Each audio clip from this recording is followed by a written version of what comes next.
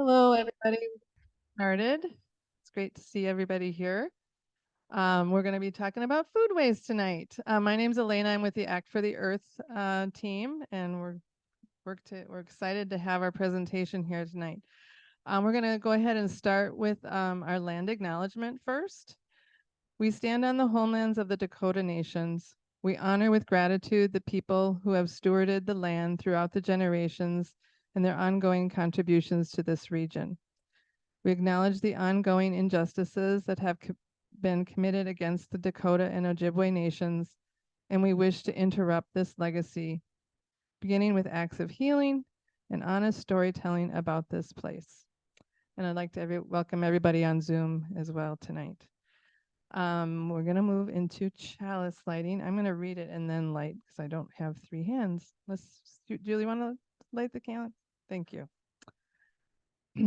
We light this chalice as a symbol of our faith, a faith that calls us together to the sacred community that is Act for the Earth, where in recognition of the holiness of the interconnected web of all life and the inherent worth of every being, we commit again to working within, among, and beyond ourselves to make reality justice, wholeness, and equity for all people, for the earth, and for all life on it.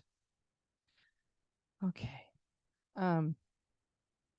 So I'm going to do just a little bit of telling what we're kind of the format for our evening. We're just going to introductions, and then Lydia's going to do her presentation. We're really trying to make this whole series about talking about this and trying to really realistically integrate it into your lives. So we're going to have a little bit of time for breaking out into conversation with 2 or 3 people. And then we're going to do a little share back, and then we'll extinguish our chalice. I want to, a lot of our work within Act for the Earth team is grown out of needing to face the mess we're in with unexpected resilience and creative power, which is the name of this book that we actually did a book read on this summer, and we'll be doing again. But this is a book written by Joanna Macy and Chris Johnstone. Thank you. And she's a Unitarian Buddhist, but she's been doing this work for 50 years. But anyway, there's a practice in there that we're really trying to integrate within all the things that we do. It's very, you can do it quickly or it can take a long time. But anyway, it's based on this spiral. And so to be able to get through the challenges, the mental challenges of dealing with the climate crisis without burning out and just freezing in despair, we go through the spiral, which includes beginning with gratitude, then going to honoring the pain, seeing with new eyes, and then going forth. So to begin tonight, we're gonna kind of go through this spiral. I'm gonna do this opening little meditation, and then a lot of Lydia's conversation tonight is going to be honoring some pain, but also giving some new eyes, get some new perspective. So then we're going to go forth and implement. Okay, so that's kind of our step. So I'm going to keep that there. All right, so you can, if you could just kind of get comfortable, and maybe if you want to shut your eyes or just kind of get into your head space a little bit. I want you to just think about whether you had your meal at home or if you ate here tonight. We're going to talk about gratitude more specifically with our food and the food that we have prepared here at Unity, because our church does so many things to help make our food nutritious, tasty, and also not waste. So as we think about that wonderful meal that we had, I want to also be mindful of the care that went into purchasing our food. People were thinking about how can we make this more local? How can we make it more fresh? Maybe going to the farmer's market when we can. And then we can also think about how it was prepared. Oftentimes they're busy chopping and seasonal vegetables and even saving them for later, putting them in the freezer and using them for later. So we're not wasting and also taking advantage of that seasonal opportunities. And also being mindful of including all people that need their special diets and plant-based diets. And then we think about how they serve, the wonderful people that come and serve every week. They give us reasonable portion sizes so as not to waste. And they also work to try and not make too much, very intentionally. So we don't have a ton of leftovers. But with those leftovers that we have, the leftover food is given in compostable containers. So people actually take that home and eat it, and it's not thrown away. And then finally, thinking about the waste just from eating our meal, that we actually take the time and the staff takes the time to train us how to properly dispose of our food so that it can be composted, and that the church has made it a priority to get commercial composting so we can compost all of our food. And with that, you can come back. And I'm going to introduce Lydia now. Lydia Campbell, Lydia Campbell is a garbage program specialist at the City of St. Paul Public Works. Since starting in 2019, she's led projects such as hosting the citywide recycling drop-off events, managing the city's container lending program, and facilitating the Food Too Good to Waste Challenge to help households reduce their food waste. Lydia graduated from the University of Wisconsin-Stevens Point in 2017 with a degree in waste management. Shortly after graduation, she moved to Minnesota as an AmeriCorps member with the MPCA. Her placement was in Carver County, working on compost-related projects and hazardous materials management. She then spent a year working in Anoka County's Environmental Health Department, assisting apartment buildings in setting up recycling programs. In her free time, she's likely to be found on a run around the neighborhood, playing volleyball with friends, or enjoying a good book. Welcome, Lydia.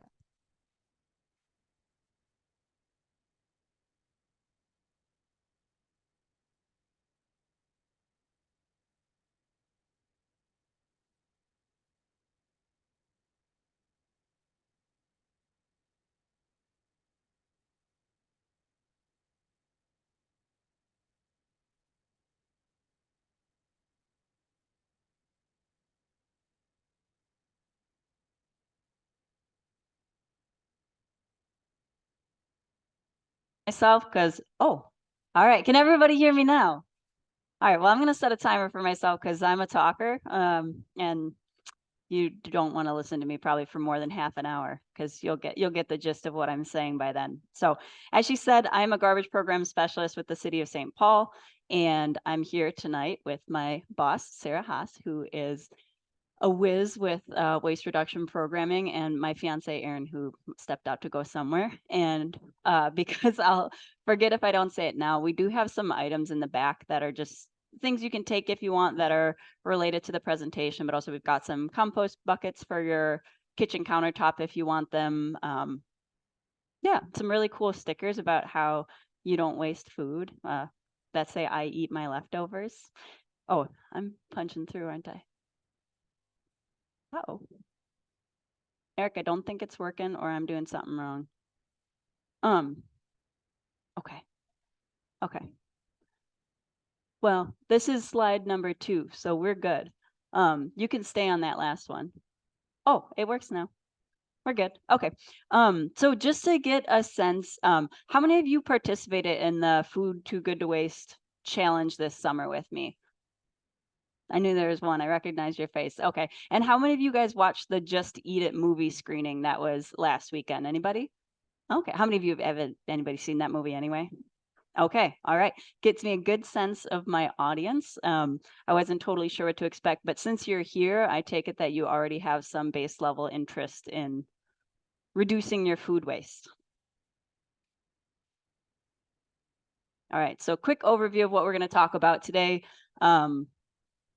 what types of foods are wasted, how much food is wasted, why do we waste it, why does food waste matter, how can food waste be prevented, and then what St. Paul is doing about food waste reduction, and then some discussion. All right, so this first slide here is showing what I think is a very striking visual of how much food average for a family of 4 wastes every month. And that's 122 pounds of food up there. And that's the equivalent of about $1,500 a year of food that goes to waste when it gets to the home. What we call that retail level and consumer level losses. So that's like things that ended up on your plate or made it to the cafeteria. Oh gosh, I'm click happy. Thank you. Maybe I should set that down. Yeah, so that's things consumer level losses. So homes, grocery stores, restaurants, and cafeteria. That's not even including all the waste that happens before it gets there. That's not the waste the farmers might have left in the field, which some of you saw if you watched that video, how much just gets left behind, or food that is dented, so it doesn't even make it to the grocery store. And newer estimates, this is actually from the 90s, newer estimates show that these numbers are even higher. And it's something that we don't see every day. We discard, even in our compost, just a little bit here, a little bit there, but it really adds up. And so this is a picture that sticks with me. And thinking about that with costs, like I said, about $1,500 a year, or yeah, $1,500 a year for a family of 4 is the estimate. And that's astronomical when you think about it at a bigger level. 96.4 billion pounds in the US. Okay.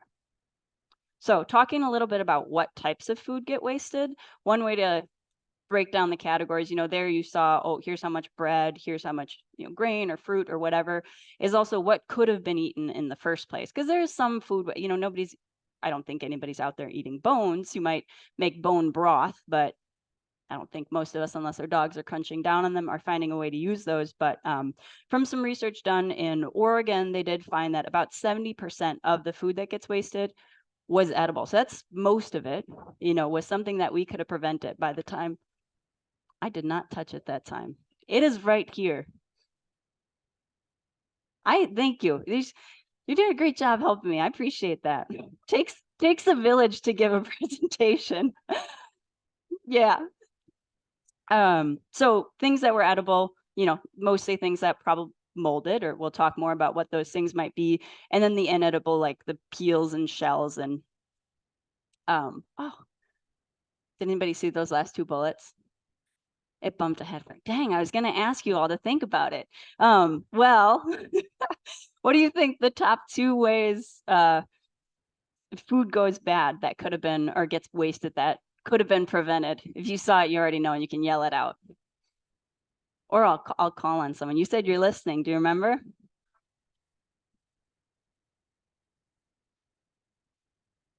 Yeah. And the other number 1 or 1 and 2 reasons why it ends up wasted is just making too much and then having so many leftovers, you just end up tossing them. Okay. Now this time, I'm not going to let it load. This is a list of about 12 reasons, all ranked in order of most common for why food gets wasted. So we heard, ends up in the back of the fridge. You made too much. What other reasons do people throw food away? Like it got freezer burn?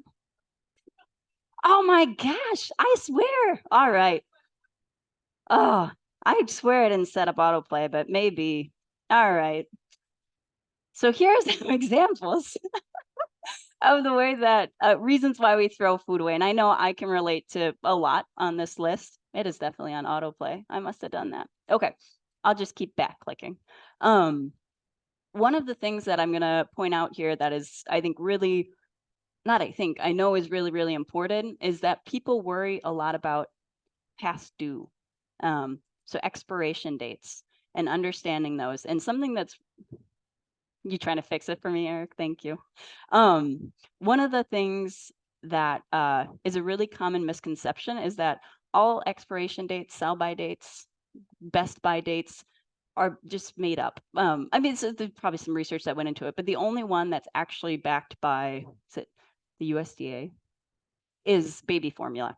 Everything else is just kind of a guess. So I know some people, luckily I'd say grew up with a mom who said, trust your eyes and nose. If you see something that's got mold on it, it's moldy. If you smell some milk and it's rancid, it's not good, even if the expiration date hasn't happened yet. But, a lot of us, and I've been there too, get scared because it says, oh, Best Buy was yesterday. I guess I got to toss it. That's just an arbitrary date that someone said, it's probably the best date. But we've all got noses and eyes and hands and whatever else you use to test things. And so one thing I'll just put out there for starters is trust your senses, because that's one way that food gets wasted very quickly. All right, I think we talked about the other ones. Okay, so I talked a little bit about cost before, but I just wanted to throw this number out there too, because it's another one that puts into perspective how big of a problem this is. So not just looking at pounds, but also looking at dollars. So this is looking at retail and consumer value of food that gets wasted in the US. And this number is from 2010, so you can up that for inflation and maybe up it just because we live in a consumer society. And again, $1,500 a year estimated for a family of 4. So think of a lot better things I could do with $1,500. All right, so we're gonna talk about some quick stats for what this means in terms of effects on the climate. I should try to fix it. Background for me, Eric. Thank you. So I'll just read some of these stats for you. So of the food in the US, 35% is unsold or uneaten. And of that, only about 11% is getting donated or recycled. So I know there's some grocery stores that do great work trying to send that food, to a food shelf. That's great. We want that. Or getting recycled as in compost it, but still 24% remains in the garbage. And in most places, that means a landfill, which is why those stats on the right come up, because 4% of greenhouse gas emissions are from food waste, 14% of all freshwater use, 18% of all cropland used, and 24% of landfilled materials. And I'll go into that a little bit more in depth here. If you want to switch my slide whenever you can, Eric. Okay. So when we waste food, I think you guys are getting the idea, we waste a lot of resources. It's money, it's time, it's energy. And these are some of the quick facts about the amount of food that ends up wasted, what it adds up to. So this is thinking from the full life cycle of food. I'll show a video in a little bit too to put it in our minds, but that all that food, it took water to grow it. It took water to wash it, to get it to the shelf. And it takes energy to transport it. So 5.9 trillion gallons of fresh water in the US annually, 665 billion kilowatts of energy. And that's the equivalent to the amount of water and electricity that would be used by 50 million homes in a year, just for perspective. 139 million acres of land used for growing that food, used for processing that food where the plants are, and that's the equivalent of the area of Florida, Georgia, and the Carolinas combined. And then 14.3 billion pounds of fertilizer, which would be enough that you could use to cover 69.7 million acres. All right.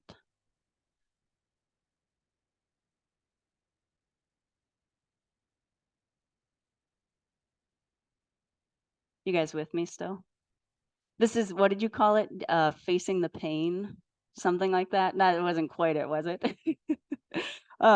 Just feeling the weight of what this is. So, looking at its relation to the climate, specifically thinking about greenhouse gas emissions, which is something I think we've all come to use as a frame of reference for that.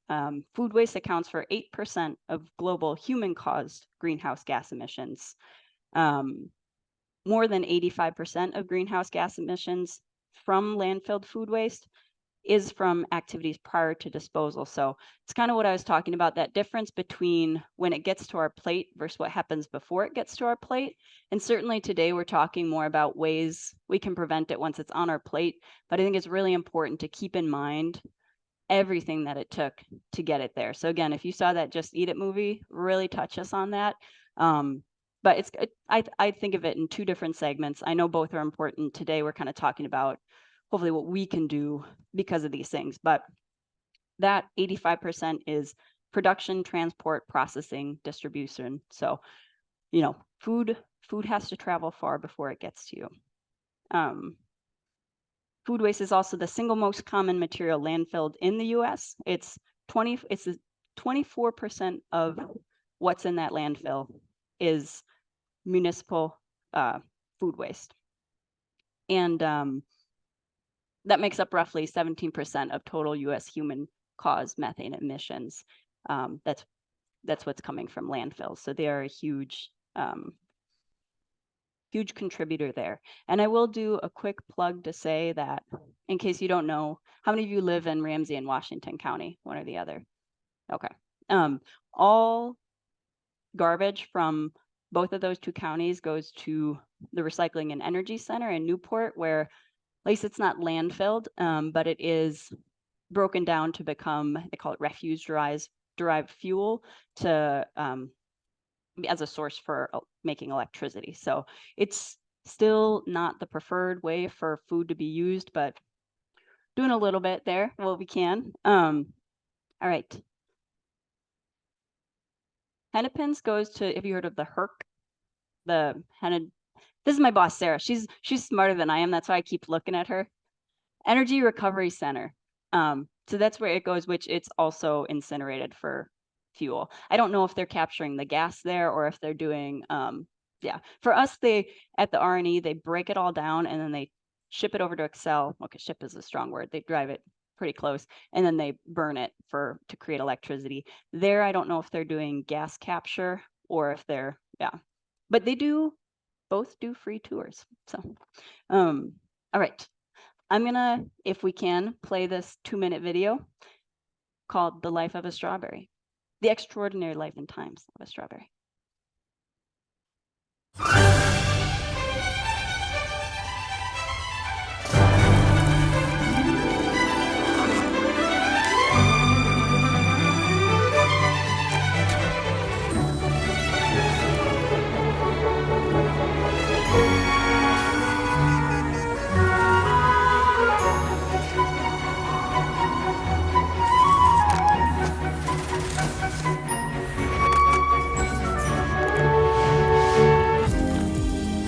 Oh, my sweet baby, I'll travel the world for you.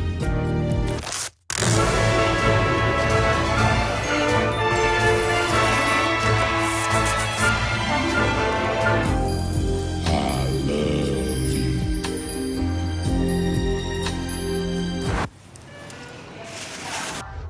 Can we get strawberries? No, honey. Please? Okay.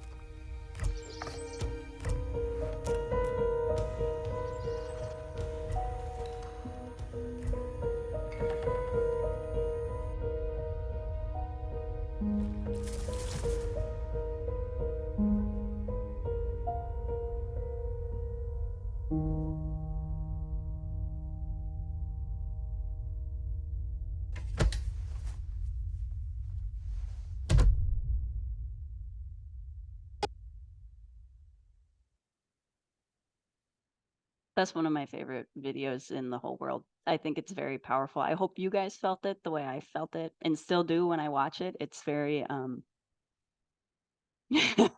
I know, I was so hopeful for them in the end. All right.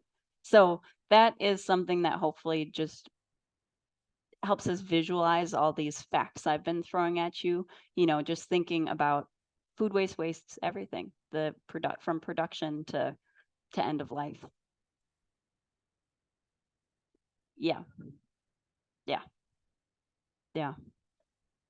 Okay, Eric, will you click for me again? I'm not good at this. All right. By show of nods, how many of you guys hate wasting food? Or at least dislike it? Yeah, okay. I don't think I saw anybody not nodding. So I think this stands true that we all hate waste. So why don't we stop it? And I'll say, I mean, my fiance Aaron can vouch for me on this, but I don't think I'm a pushy person like with my family. When I go to family functions, I take my little leftovers, I show up with what I've got. But anytime someone's throwing away a piece of food, it'll be, oh, Lydia, I'm so sorry. Oh, Lydia, I know I shouldn't be doing this. I'm like, I didn't say anything, you know? I will say, frankly, I waste food too sometimes. I'm not, I don't tell anybody else I said it stays within this room. But I think it's inherent in all of us in some ways that we don't want to, even my very non-environmentally minded family doesn't like it. And we'll bring it up specifically with that guilt that they feel. And so it does beg the question, why are we doing it? And I know I can relate to everything on this list, and maybe you guys can think of other things even, but I think this is another time where it's like facing the pain, is that right? Of what is going on. And so one thing is just when your brain is on autopilot, you grab a big plate, you fill up your big plate, you sit in front of the TV, you only finished half of it, you got to run, you toss it. Changes in your routine. For me, a big one is when I have a plan to make that meal that I have saving those veggies for, but then we're running late. So we put a frozen pizza in instead. And now the veggies are going bad. And Aaron also had to listen to me all summer. I had a CSA where the farmer would give me food in advance. I was supposed to split it with 3 people, and one of them moved away and the other one was busy.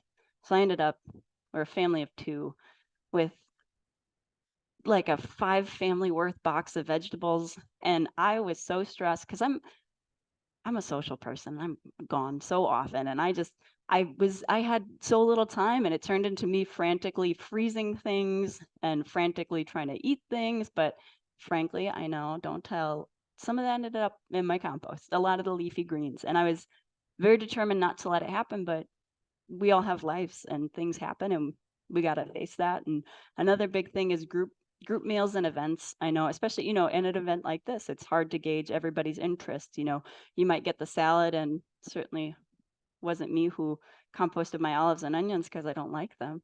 But people's tastes and things, it causes food waste, and it's hard to account for all of it. But there are other barriers too. One thing just being not having enough information. I mean, you guys are all here, and I appreciate that. Kudos for being here. You're just educating yourself on the problem, even for starters, or acknowledging that there is a problem. But not everybody has that information. And heck, I didn't think about this stuff till I was, I don't know, probably in college, and someone told me. But also it takes time to learn new skills like cooking or storing your food as a skill. And it takes time, like we talked about, to prepare that food. And also food preference types, especially I know people who have children. I don't have children, but I have 10 nieces and nephews, and I watch them not eat their food, and I watch their parents not want to eat the 3 halves of chicken nuggets that they didn't eat. And I know that that's life, it happens. But there's another, we think about the things that motivate us not to waste the food, thinking about cost, thinking about time, thinking about the environment. Something that Sarah taught me, again, I keep pointing at her, is a thing called loss aversion. What actually motivates people more than anything else is something called loss aversion, which is basically this idea that is built into our brains that says, I have a thing that's useful. I don't want to get rid of it. And it hurts to get rid of it, which you could say is partly financial, partly environmental, but really it's just a sense, I think, that all of us, rightly so, have, that this is a useful thing and I don't want to get rid of it. Yeah, I think a lot of us have a lot of those things, and unfortunately, food waste is one that breaks down and releases a bunch of methane if it's not treated properly. All right, so we've all soaked all of that in, I'm going to keep saying it, all the pain, all the hard things. And so thinking about everything that comes before the food gets to our plate, I know there are some great people doing great work on how to reduce that, but we're going to talk about ways that we as individuals can can work on this work in our own lives in ways that we can reduce this once we have the power. So sharing a couple throwbacks there from, let's say, wartime posters that I was not around for, but I have seen many of, and really think that it's, it's not a new idea to waste less food. We know that it saves resources. It's been, passed down to us and known for many years, but we've lost a lot of it. And so I have some quick, basic steps on the right side. And I'll talk a little bit more about it later, but I did a 7-week program on this over the summer, and I tried to condense it down. I know you guys have some more presentations coming up later that are about prepping food and things of that nature. So, and we also have little cards back there with little reminders on the back of them that say these, but more in depth. So first thing to think about is shopping. We call it shopping your kitchen first. So before you go to the grocery store, looking in your cupboards and saying, oh, I already have a box of noodles. I don't need to buy a box of noodles. And then saying to yourself also, oh, well, I have that box of noodles and I have that ground beef that's going bad. I guess I'll get some pasta sauce. So that way you're thinking in advance when you get to the grocery store. And I think a lot of us do this naturally. Some of us don't, just because we run out of time, as it happens. But making that list to plan ahead also helps us resist those impulse purchases, like the strawberries in the video. The little girl wanted well, okay, strawberries are delicious. I get it, especially as a kid. I would beg my mom for stuff like that. But resisting those impulse purchases can really help us waste less because we already have a plan in place. And then storing the food. And this is something that, like I said, with my CSA share, it's working on very hard this summer, is getting it stored before it goes bad. So like if you can get it into the freezer, you can use it later. It's not going to go bad. That's a really, important step to start using. And I don't have them with me, but we have some documents online, or a really great cheat sheet online that has 30 different food items, common produce items, and how they like to be stored. I know I learned a lot from that. Okay, cilantro likes to be kept in a glass of water with a bag on it. And all summer, I kept putting my tomatoes next to the apples, and Aaron kept telling me, Lydia, keep those tomatoes away from the apples. Put the apples in a bag because they're making each other go bad faster. And it's things like that we can take the time to learn that can help us waste less food as well.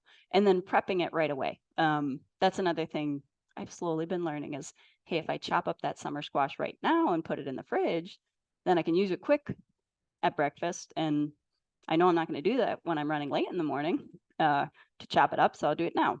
And then keeping those expiration dates in mind, using your senses to tell if something went bad, not just getting rid of it. And then saving. So we have something you're welcome to grab if you want. Everything's free back there. It's called an Eat Me First list that, again, my boss made. She's very smart. I have one of these on my fridge. So you put this on your fridge and call it like a leftovers list. So oh, that spaghetti's in the back of the fridge. Don't forget about it. And you put the things that need to be eaten first on the list. And it's a nice visual reminder. It has helped save a lot of food in my house because I'll lose it in my brain, but if it's written down, I'll remember. So, all right. All right. Doing all these things, costing less, eating well, simplifying our lives, saving money, keeping valuable things from going to waste. That's a lot of the reason why we're doing this as individuals. If you think about it, yes, environmental and cost savings, these are all good things. Good reasons to do it.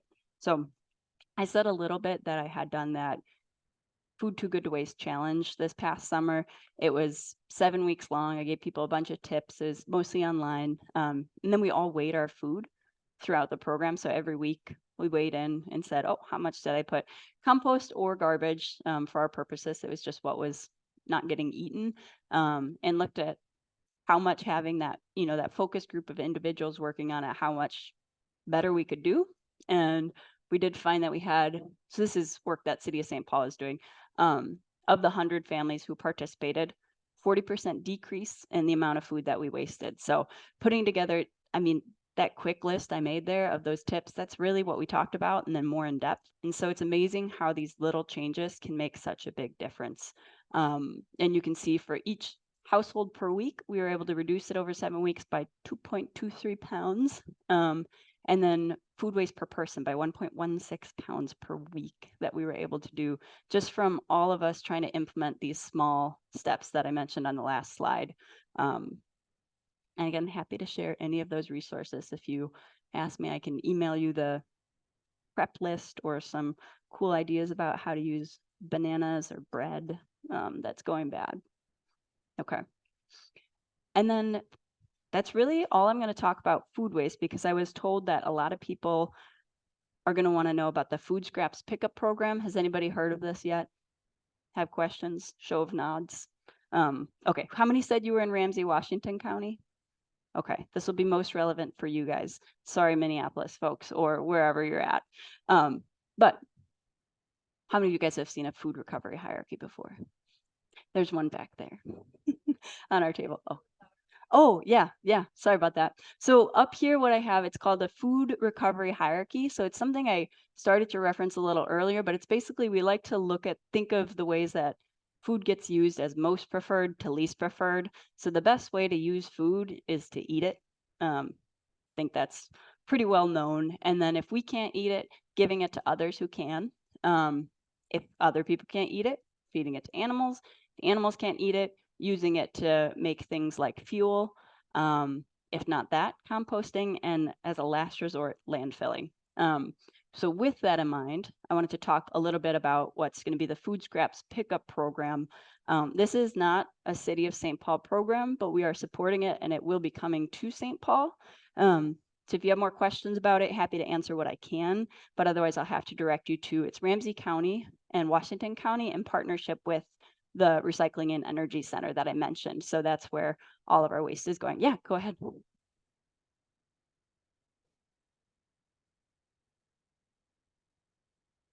Sure. So you're asking.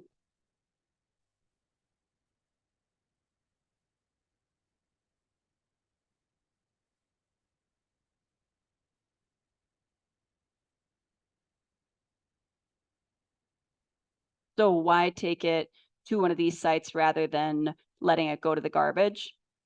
So that goes back to that hierarchy. It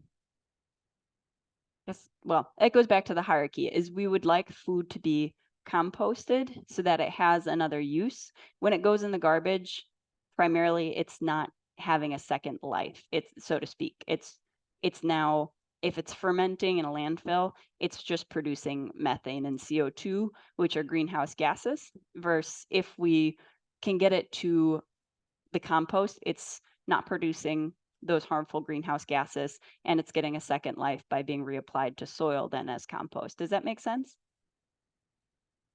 Yeah, and so this program, actually, one of the main reasons for it is to, one, get access for all, and two, to, make things more efficient where everybody's not having to go drive and drop off their food scraps. And for those of you who don't know, I think you're referencing that we do have these dumpsters throughout the city and throughout the county that you can go drop food scraps off at if you have them, but we don't have anything where they can pick them up from your curb if you're in a house.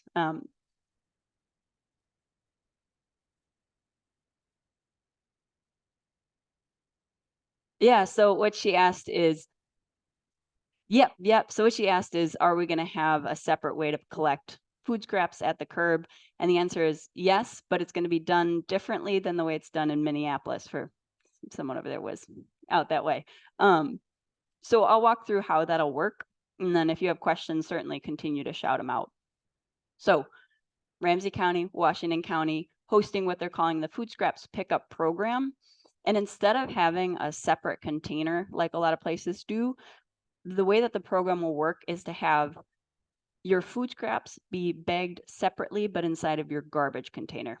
So more in depth on that, I'll say, so step by step, what happens is step one, Ramsey County will give out free bags, and you order them online, and it's a very specific type of bag. They don't want you buying bags from the grocery store because they're not as durable as the ones that they've created. They actually, part of the reason why this has been delayed is because they had to go back to the drawing board and get even more durable bags that wouldn't break down during the journey, but will still break down in the compost. So order bags from the county online. And then when your bag is full, you tie it up. You put that food scraps only bag into the garbage with the rest of your garbage, but bagged separately. And then that's it for you. That's as easy as it is as the resident. So really get your bag, fill your bag. They have a list of what can and can't go in, which is the same as if you guys are doing compost elsewhere, it's the same list. And then what happens on the back end is that the truck that picked it up goes to that recycling and energy center. And they've actually built a new wing at the facility that has, I'll say, conveyor belts effectively that the trash is loaded onto. And in that trash are the green bags that have the food scraps separated. And they have AI robots that are learning as they go to get even better at picking out those green bags specifically. Again, they offer free tours. Very interesting if you ever want to go see it. And then that's pulled out, separated, and taken off-site to be composted. So at one of the big industrial compost sites around the city. Yeah, go ahead.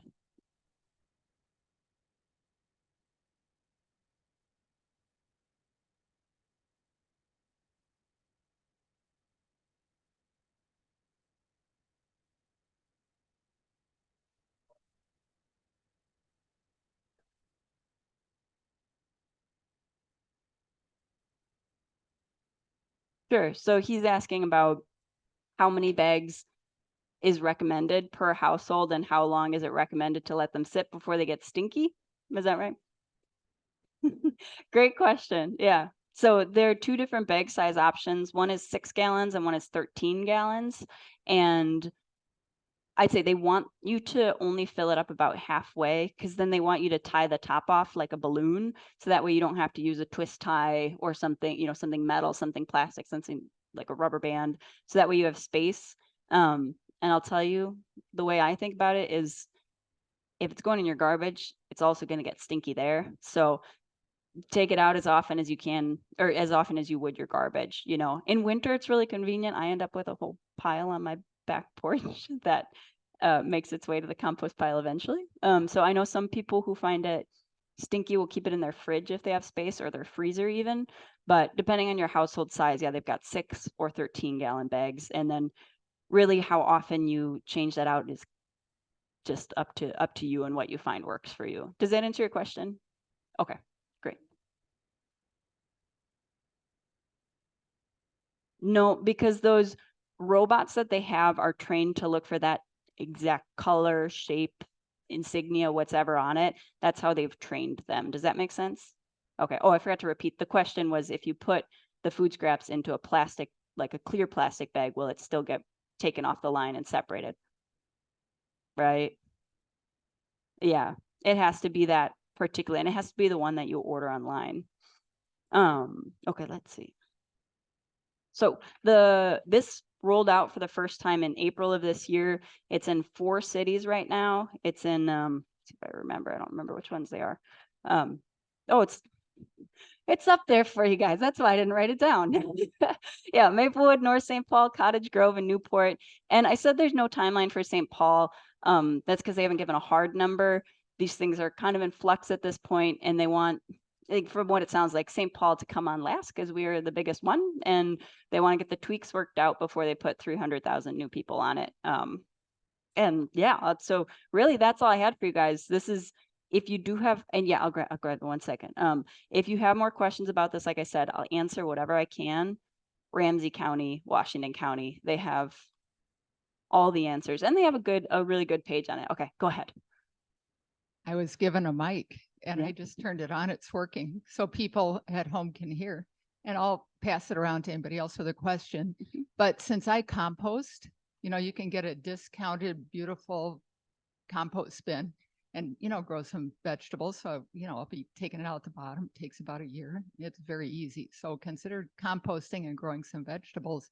So that just leaves, and I just eat everything. And so we just have a few bones, you know. Mhm. So I drive it up to the White Bear, you know, 24/7 drop off. But our biggest compostable thing is Kleenex and a few paper towels, toilet paper rolls, and Mhm. egg cartons, because it says anything, that paper that is not compostable. And will this pick all of that stuff up too? Yes, it will. So That's the idea. anything, And yeah, and the bags are a little bit bigger, I heard, and a little bit sturdier yep, than the ones that Yep, you're talking about. bigger and So sturdier. that'll be good Yeah. for us. Okay, thank you. Yeah, you're welcome. And like, yeah, on the website, they have that full list as well. And so it does go through which specific types of non-recyclable paper they'll allow. And then for those of you who don't know if it's any kind of compostable packaging, they only want anything that's labeled BPI. It's Biodegradable Products Institute. It's just they have very high standards for what they allow. So keep that in mind as well. All right, go ahead. Did I understand you correctly that in Ramsey County, our trash is used as a fuel thing? So actually it's not going into a landfill, it's being burned? Correct. Yep. I didn't know that. That's why you're here, right? To learn? I'm surprised that you didn't include size of packaging as one of the causes of food waste. It seems to me like a lot of produce is packaged for families of 4, whereas even in your study, you had your average family size as 2 people, and there's a pretty large population of people who cook only for themselves in the United States, and yet it's very hard to find fresh food in sizes for one person that one person can eat it, before it goes bad in a time period that, that's not going to leave you eating nothing but corn for, Yeah, I hear that, and I agree, and you're right. I didn't point it out, and that's a really good addition. Is that packaging and the portions that you're allowed are something that leads to waste. And so I encourage people, when able, go buy in bulk. I know not all stores offer that, so it's not no, it's just not the always an opposite. option, but It's that the stuff goes bad. oh, excuse me, when I say bulk, I apologize. Like, bring your own container and fill it up with what you want, not like go to Costco and get 100 years of corn. I realized I misspoke there. Go somewhere where you can choose your own amounts. Yeah. Oh, yeah. That's one of our things too, is to try and get rid of package waste at the same time. So we try to buy everything in bulk or as much as possible. Yeah, that's a great addition. Spices, whatever. Mhm. So. And another thing I'll add while we're thinking about packaging and waste is, if you want to go above and beyond, before I talked about food waste, I was in the recycling world, not vastly different. But one thing that I still keep in mind is when I buy food, if I have multiple options of the same thing, I try to choose the thing that's in a recyclable package itself. If something comes in a flexible bag that I can't recycle, but the other option comes in a box, I'll choose that more often than not. And another thing that I failed to mention is, I talked about how we're looking at what we can do once the waste gets to, or the food gets to our plate. Another way to go above and beyond is think about where the food came from. And I know you guys are going to have a series on eating a plant-based diet, but another plug is eat local when you can. Think about how much we saw in the life of the strawberry, that airplanes we know give off a lot of emissions. So if you can reduce the distance that the food came from, you can save a lot of that waste before it even gets to you, just from the cost of transportation.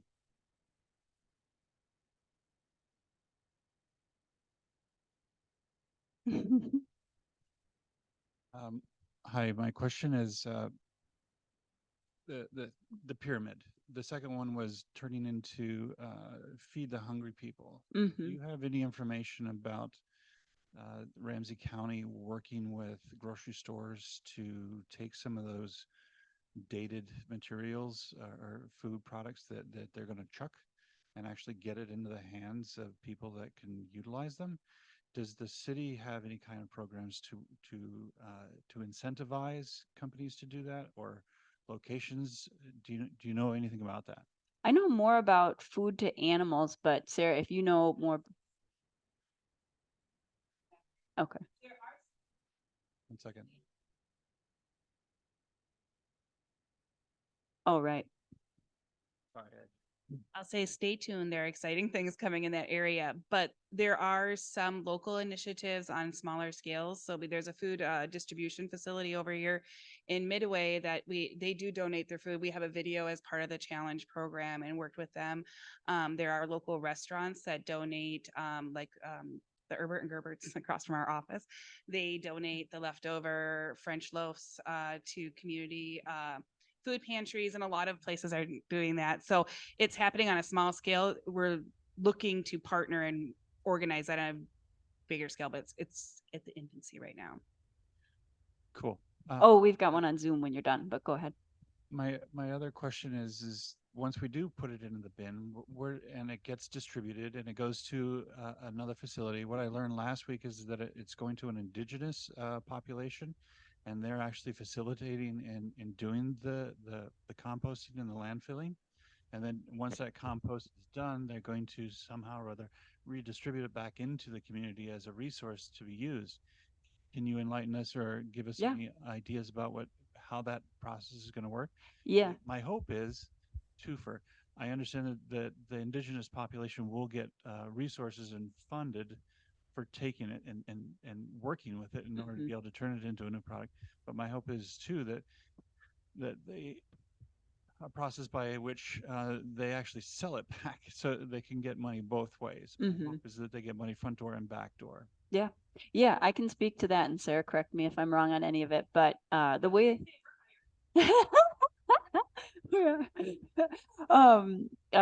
when it comes to that, they have what's called a tipping fee when any food waste or yard waste comes into their facility.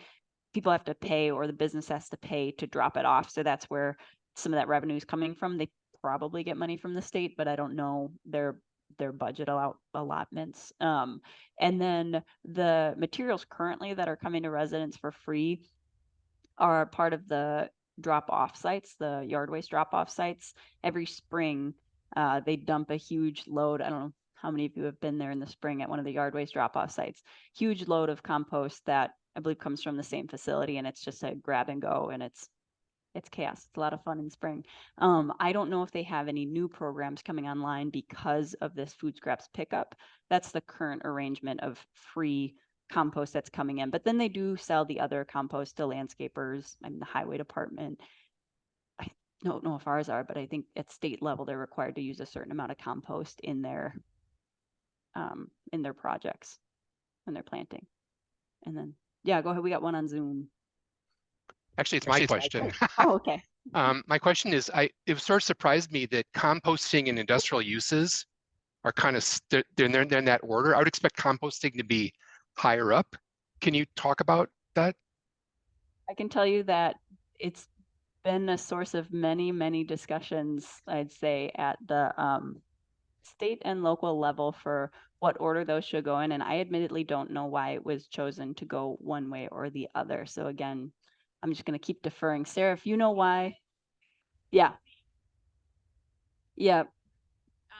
But if you look, some states have it different. We're so lucky here in Minnesota to have the Minnesota Pollution Control Agency. So we have our own regulatory agency at the state level and the federal level. But so if you look at the state solid waste management plan, fun reading on a Friday night, if you're bored, you'll see they go into more depth, and you'll see that has changed a lot over time and is ever changing. Yes, that's a really great question. And that's unfortunately a very non-answer for you, is that it's been up for debate and it's different. And this just happens to be from the EPA.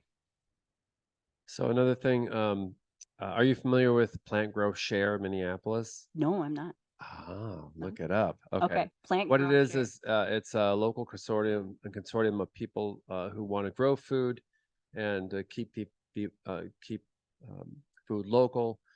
They partner with indigenous groups and BIPOC groups and low-income people to grow food where they're at. So in other words, to marry people up with yards, garden space, green space, and try to lease that and grow food where possible locally in the city. So that's one thing my business practices is foodscaping instead of landscaping. So we grow food and all our dirt around our rental property, so you can go out and pick your breakfast. And so we try to do things like that, which is kind of an all-around win. Don't need packaging. Yeah, great plug. I love to hear that. So Plant Grow Share Minneapolis. Plant Grow Share. So do you have any information? I understand in Minneapolis that there are some restaurants, namely Panera, that have disposable cups, compostable cups and straws. Is that true, number one? And number two, is there any movement to get that also in St. Paul? The movement is here. There was actually an ordinance passed in St. Paul in 2022 requiring all businesses to have their takeout containers be either compostable or recyclable. And compostable meaning, speaking up a little, to be compostable or recyclable, that ordinance requires restaurants to have their to-go containers be that way. And it's being slowly ushered in. They aren't giving out fines, last I heard, but they're trying to educate at this point. So, and that's through the Department of Safety and Inspection. So that's another one where our department isn't doing the work, but we're supporting the work. So, well, I think but I was thinking in their everyday, like here at church, everything we use is compostable. And so our regular cups and straws and things like that, even our forks and knives are all compostable. And I'm wondering I know the takeout's been that way a while, but what about their everyday cups and things? Oh, like internally, I think it's the same Yeah. requirement because it's to go containers. And so if it's a disposable, they consider that to go. Anything that's to stay would have to be reusable. Does that answer your question? Right. And that's where I'm saying, so they haven't started writing tickets to any restaurants or businesses. But if you do see one, you can report it to the Department of Safety and Inspections. And they do. Okay. But the ordinance has all the information. It is a different department. We're supporting the efforts and if they're having questions on product usage.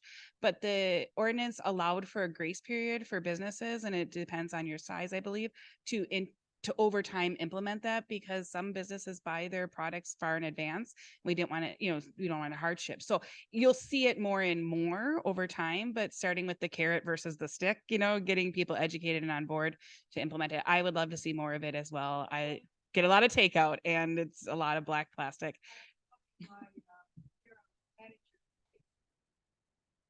Okay. Yeah. If you're welcome to notify the Department of Safety and Inspections, 651-266-8989.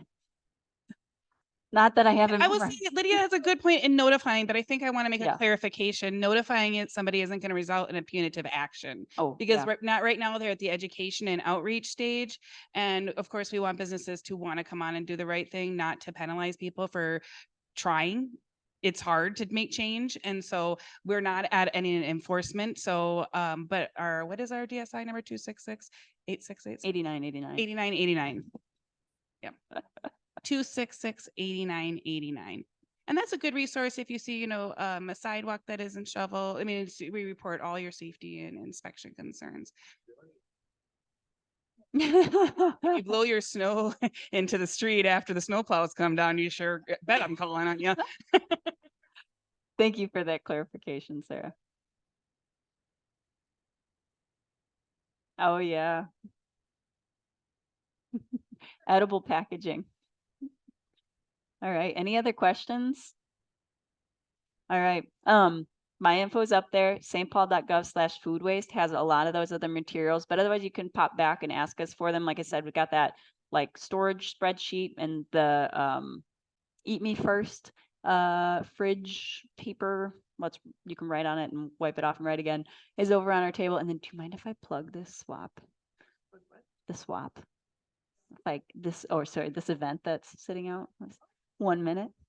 Okay, I'm gonna give a plug for the flyer that's on everybody's table. It's another waste reduction thing we're doing, and it's a book, game, and music swap next Thursday, Friday, Saturday at Oxford Community Center on Lexington. And basically bring any books, games, puzzles, CDs, DVDs that you don't want, show up, lay them out, take what you do want.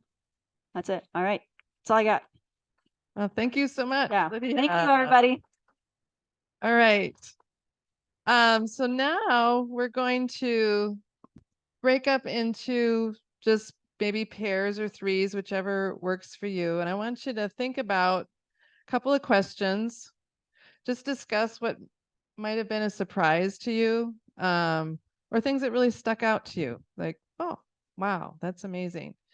And then the second question is, what are some of the things you might be willing to commit to reduce food waste in your life?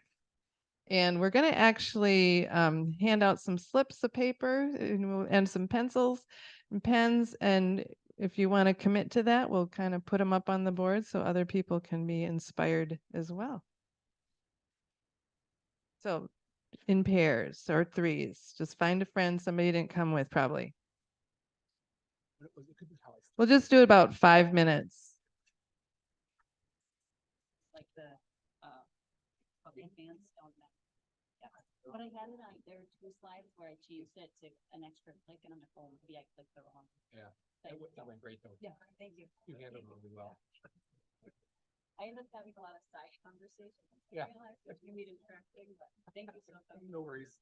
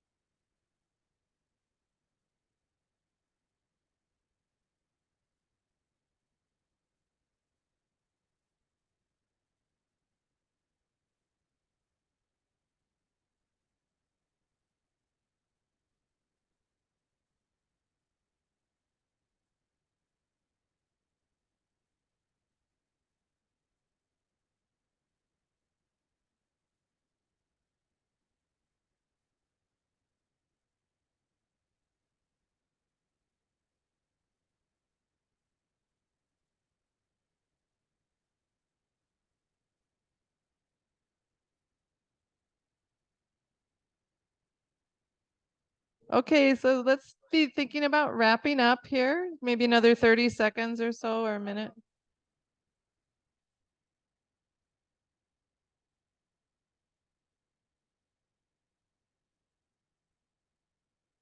Huh?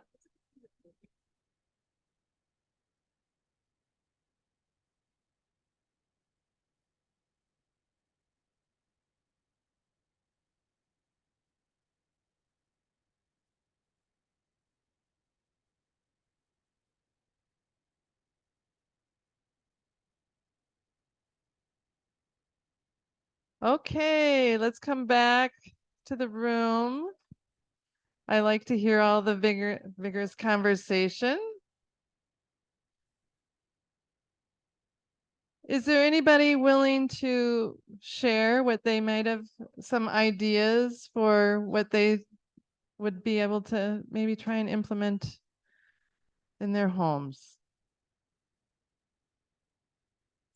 You can do group consensus or your own personal, either way. What if I gather our Just we'll have the mic go around. Thank you. Well, I think we all three felt it would be prudent to plan better. That the impulse buying that happens in the store is largely because we haven't planned, perhaps, and that we should be better about that. Really reduce impulse buying, save extra food for leftovers, and I will commit to reducing food that spoils and then needs to be tossed. Okay, Better plan. great. Thank you. Anybody else willing to share?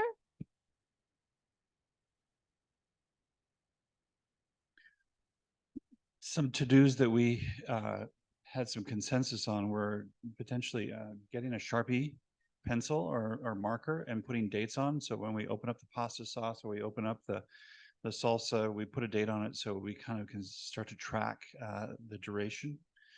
We really liked the idea of putting up the eat first list.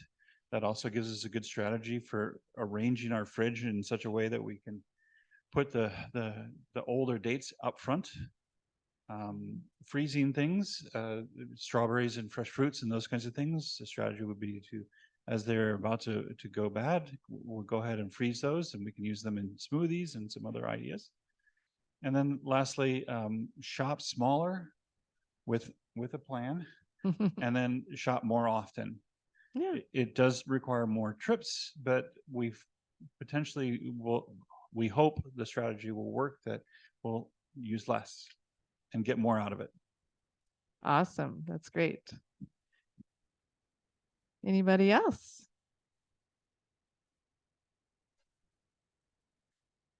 So I did this once. I kind of looked it up and then just saved my banana peels and chopped them up and soaked them for a while. And then I baked the eggshells, because yeah, they were in the pictures for food waste. Well, anyways, the banana peels have potassium and the eggshells have calcium. And I had blossom end rot on my tomatoes, when it got so dry and then it rained a bunch, and then they need calcium or you get this blossom end rot. Anyways, and then I put it in what I use to water my herbs and pots of vegetables on the deck. And so I'm going to try to continue to do that. I mean, it's not real scientific, but nothing guided. Yeah. It's supposed to be good for it. So not that hard. Thank you.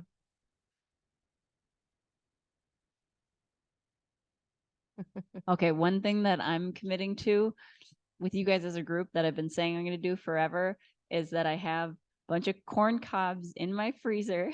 Sarah's heard me say that I'm going to do these both. They're both heard me say I'm going to do this so many times. Corn cobs in my freezer, because over there we have 8 different recipes, maybe 9, of ways to use up leftovers that are surprising, that were all submitted from somebody on our team or somebody who just lives in St. Paul and had an idea. And one of them is corn cob jelly. And I'm going to make it. So I'm committing right here with all of you to make corn cob jelly. We expect a report You back. heard it. All right. And Lisa, you had.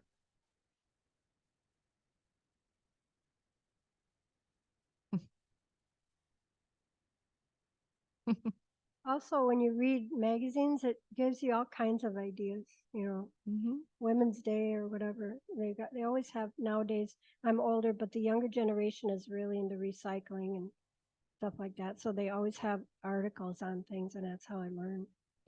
Thank you. And I just wanted to add something. We were talking about calling DSI to report people that are not complying. But in the conversation that came up when we showed the movie last week, Just Eat It, we were talking also about being mindful and complimenting those organizations that are doing the right thing. It came up when we became aware of this free grocery store in Oakdale called Today's Harvest. We became aware of this last Friday. And, their food comes from Trader Joe's and Cub, and, apparently the labels are on it. We're going to organize a little trip out there to see what they're doing. But we need to tell Trader Joe's and Cub and all these people that we are so impressed with the fact that they are rescuing food from the landfill and doing the right thing. Same thing with containers. So Great. Thank you. All right. Well, if you would keep your little slips on the table, we'll put them up on the bulletin board if you don't mind, and that we can all be reminded of things that we might be able to do. Or if you need it to remind yourself, you can keep it. But with that, we'll go ahead and extinguish our chalice. As we extinguish this chalice, we feel the strength and beauty of the planet and its people. Remember that as we go out into the world, we will continue to work to respect, uphold, and partner with these beautiful forces.